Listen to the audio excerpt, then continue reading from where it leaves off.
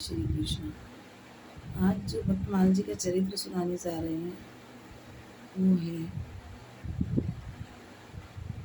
एक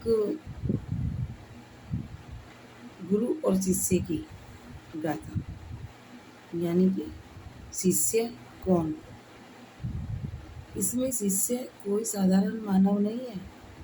इसमें शिष्य खुद रघुनाथ जी हैं।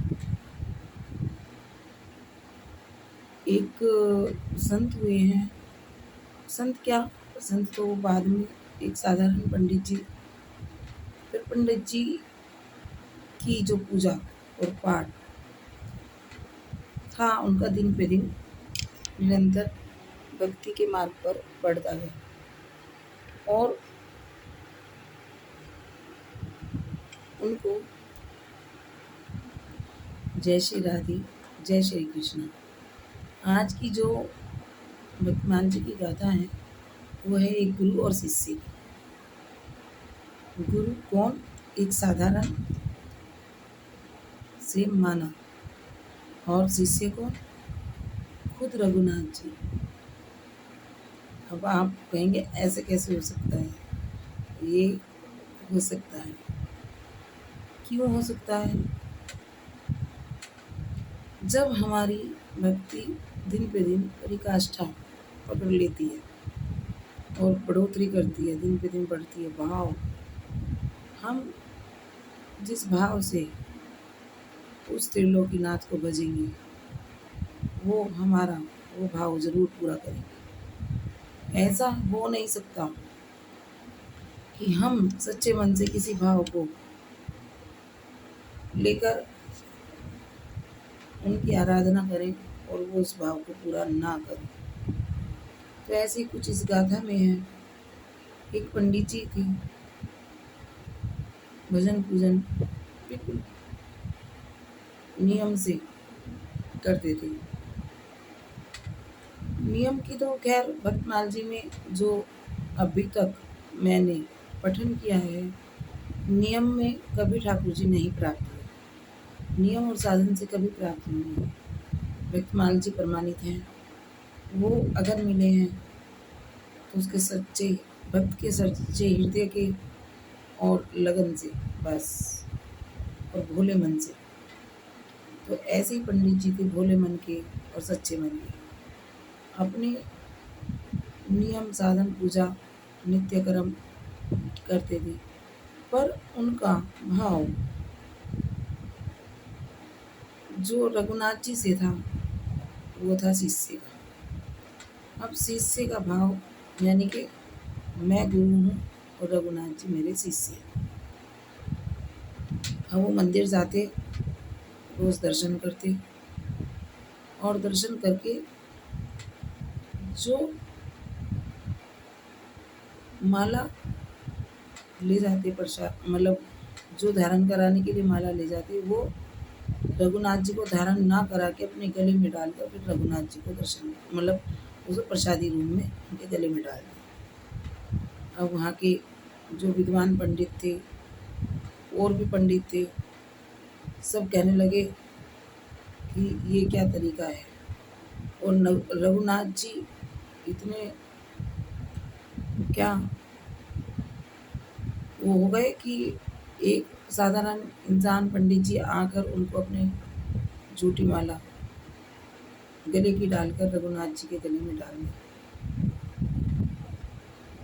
क्या उनका कोई नियम नहीं है? क्या उन्हें कोई उन्होंने ग्रंथ नहीं पढ़े हैं? क्या उन्हें कोई ज्ञान नहीं है? क्या इतनी भी अकल नहीं है कि त्रिलोकीनाथ की माला प्रसादी रूप में अपने गले में धारण करते हैं सब लोग, और ये अपने गले की माला रघुनाथ जी को पहनाते हैं। अब हंगामा हो गया। मंदिर परिसर में एक दिन उन्हें रोक लिया गया और सब कमेटी वालों ने और बाहर के जो कुछ और बाहर के लोग थे उन्होंने कहा कि पंडित जी सुनो, आप ये अपराध करते हैं तो इसका दंड आपको भुगतना पड़ेगा। हम आपसे कहते हैं कि आज के बाद आप दर्शन करने मत आना। उन्होंने पूछा, क्यों, ऐसी क्या बात है? तो पंडित जी को कहने लगे कि आप यहाँ पर अपराध करते हैं और जनता भी देखती है और सब पे क्या संदेश जाएगा। अब त्रिलोकीनाथ की माला हम लोग धारण करते हैं और आप अपनी माला त्रिलोकीनाथ को रघुनाथ को धारण कराते हैं, ये क्या तरीका है? उन्होंने कहा कि देखो, मेरा जो भाव है उनसे शीशे का भाव है। सब हंसने लगे, उनकी मजाक बनाने लगे। शीशे का भाव, ये कैसा तरीका है? क्या ये कोई भाव है? अरे आप भगवान को गुरु बना सकते हैं, पर भगवान को शिष्य थोड़ी बनाया जाएगा। आप उनके गुरु बनकर बैठ गए। कह रहे नहीं, मेरा जो हृदय से भाव निकला है वही मैंने बनाया, और बात भी हकीकत है। आप जिस भाव की, जो भाव आप ठाकुर जी से बनाएंगे वो अवश्य पूरा करेंगे। बस हमारी निष्ठा, हमारी लगन और हमारा प्रेम, तीनों हमारे अंदर होने चाहिए उनके लिए।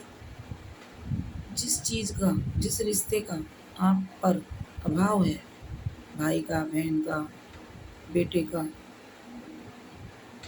और सखा का, जिसका भी आपको अभाव लगता है कि संसार नहीं निभाएगा और ना संसार के पास कुछ देने को है और ना संसार में मेरे इस रिश्ते का कोई है, वो रिश्ता अपने ठाकुर जी से बनाएंगे।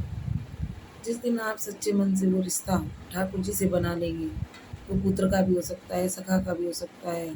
और अब देखिए, जो मैं गाथा सुना रही हूँ वो उसमें गुरु और शिष्य का भी है, तो ठाकुर जी जरूर निभाते हैं।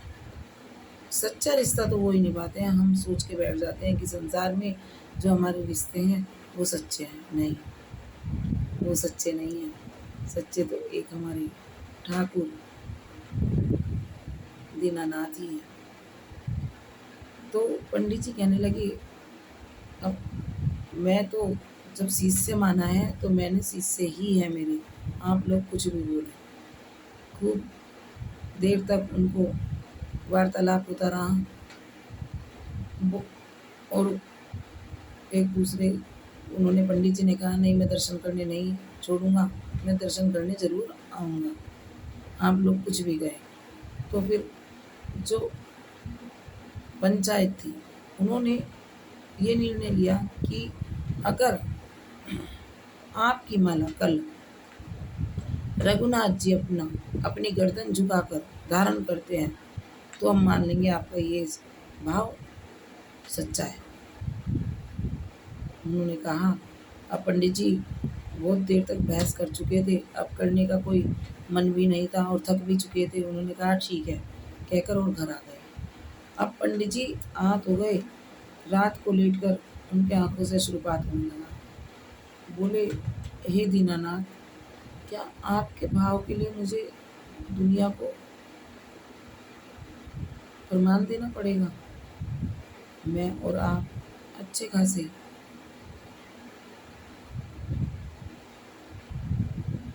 एक दूसरे के संग रह रहे थे, जी रहे थे और सब सुख से चल रहा था।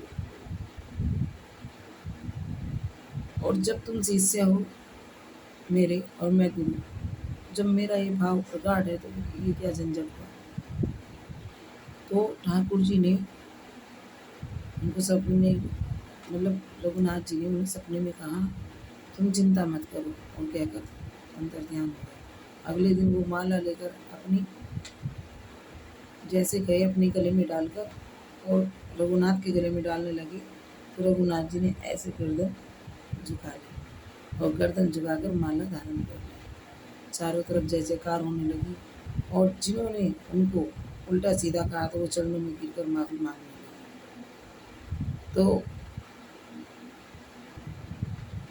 अब उनका कहने वालों का शीश नीचे झुक गया और शिष्य ने गुरु की लाज रखी। तो ऐसे हैं हमारे रघुनाथ जी। जब आप उनसे कोई रिश्ता बनाएंगे और वो रिश्ता ना निभाए, ऐसा हो ही नहीं सकता। बोलो रघुनाथ भगवान की।